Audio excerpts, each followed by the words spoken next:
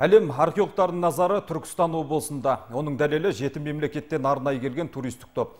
Оларды қызықтыратын көне отырар тарихы мен Қожа Ахмет Яссауи кесенесі. Ізденушілер таңдау тектен-тек Түркістан облысына түспегенін айтады. Себебі бұл аймақтағы тарихи нысандардың тамыры тереңде жатыр.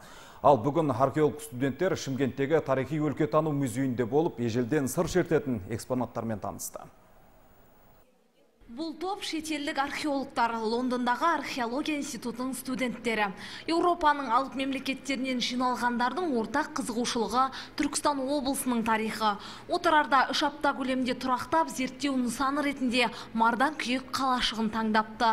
Аталған институттың профессоры Гай Джораев алғашында Түркістан төріне келуге ниет танытқандардың көп болғанымен түрлі себептерге байланысты 12 студентті бастап келген. Солардың ішінде француз Луиз Люрбан көне отырар қалашығының құрылысына таңданысын жеткізді. Мен отырар қалашығына жоғары қызығушылықпен келдім. 15 метр тереңдікте орналасқан қалашық 15 ғасырдың тарихын арқалап жатқандай. Әрі бір жерде орналасқан. Соңғы тиянақты зерттеулер 19 ғасырдың соңы мен 20 ғасырдың басында жүргізілген.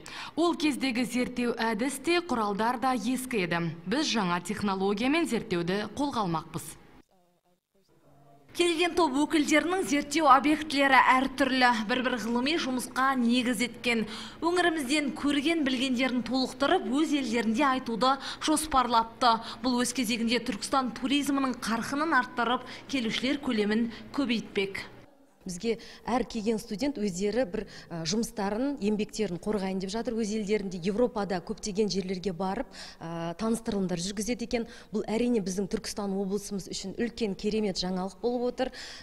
Отырар қалашығы туралы, жалпы Түркістан облысы туралы шетелдерде көптен кең аудиторияның білгені бізді өте қуантып отыр. Бұл әрине біздің туризм саласының, оның ішінде археологиялық зерттеулер жүргізу бойынша осындай бағыттарды кеңінен дамытады. Осындай керемет жаңалық болып отыр. Шетелдік студенттер Қазақстанның ашық саясаты, көне тарихы, тамаша табиғаты, қонақжайлығы ерекше көңілден шыққанын жеткізді.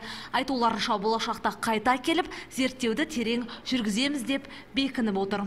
Дана Мырзахадыр, Рулан Рүстемов, Нұржігіт Барпиев, Тұран Ньюс.